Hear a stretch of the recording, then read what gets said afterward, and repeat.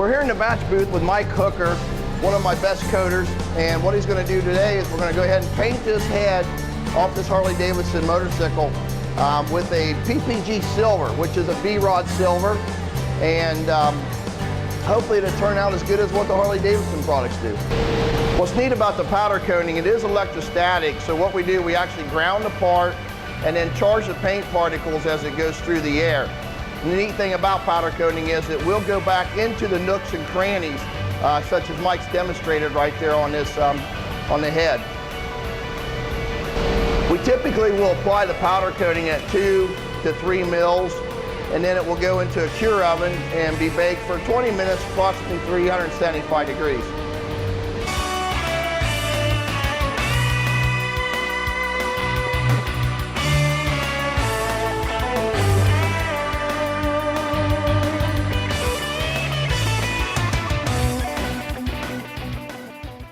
Now that we have the heads in the oven being cured, we're going to go ahead and start working on the frame. It's also going to get the PPG silver V-Rod coating on it. One neat thing about the powder coating process is what we call wrap. When we powder coat something, unlike wet paint, we are actually charging the particles negatively and grounding the part. And as you notice, as he paints, the powder's actually even going all the way back on the back side where he's not even aiming the gun. That's what we call wrap, and that's what makes powder coating so user-friendly when you're painting any type of tubing, such as a motorcycle frame or anything else, race car chassis and such. Mike's been doing this for several years and has gotten pretty good at it, so he knows exactly where to aim the gun to make his life a lot easier and to get a really nice product at the end. Wet spray painting tubing is a painter's nightmare as it tends to haze out or run because it's so hard to keep all sides of the tubing wet so it can dry uniformly. With powder coating, we do not have to worry about hazing overspray as the powder does not flow out until it is in the oven, resulting in a perfect haze-free, run-free product. Now we'll let it bake in the oven for about 375 degrees for about 20 minutes. As it's doing that, we're going to go ahead and do a quick color change and go into a fire dormant red to do the tanks and the fenders. So we'll go ahead and get that going, and we'll see you in just a minute.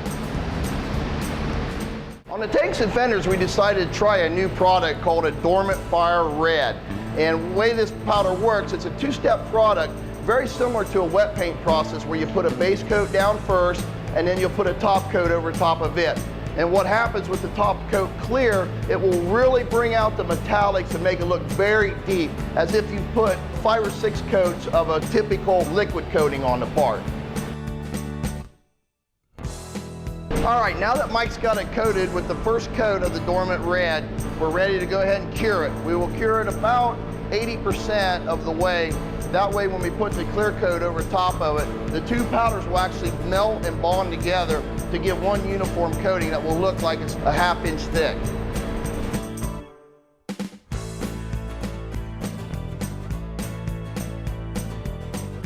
No, your eyes are not playing tricks on you. This is actually red.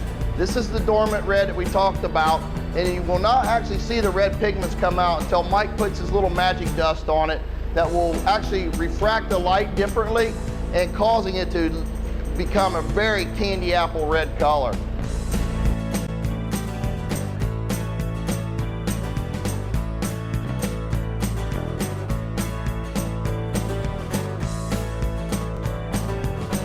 Now that we've got a nice even coat of clear coat powder on top of the Dormant Red, we're going to go ahead back into the cure oven for another 20 minutes, thus bonding both materials together, and then we'll get to see some terrific results.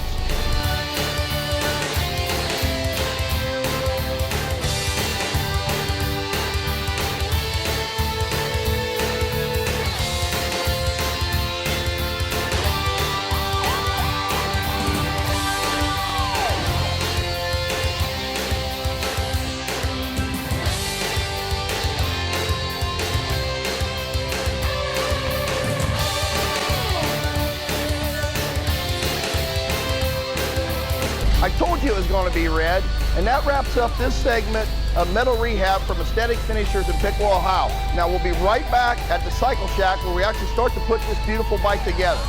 Stay tuned and we'll see you then. Now that we have all the parts stripped and powder coated, we've taken a short trip down to Medway, Ohio to the Cycle Shack. Let's go on inside and see how they're coming along with the assembly of the bike.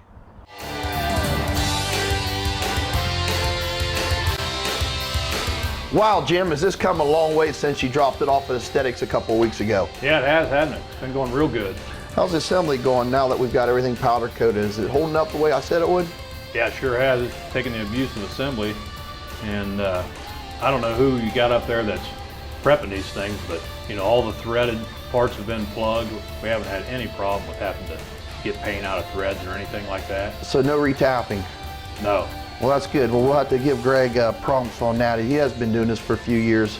But I do notice how you mix the chrome with the powder coating. It really does give a really nice contrast. I think your customer's going to be really happy with this when it's done.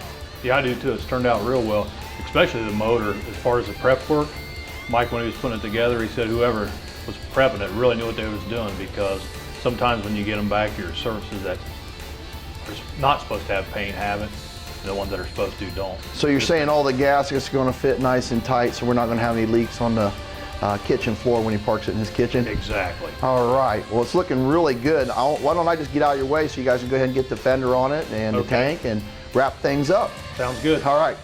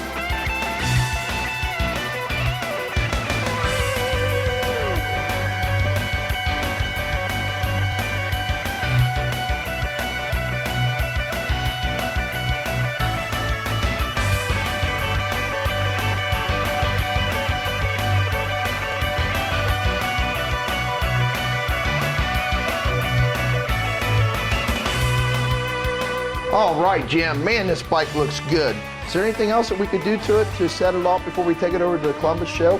Still need the Super Trap exhaust. Oh, I talked to them today, and they've assured me that the brand new Paul Yaffe Phantom pipes are going to be on the way just in time to get it on the bike for the show. Great. I want a day or two to take this thing out, test ride it, smoke that back tire. Is that called shaking it down? Uh-huh. All right. Well, stay tuned, folks. We'll be right back at the Easy Rider Show in Columbus, Ohio for the actual reveal of the bike.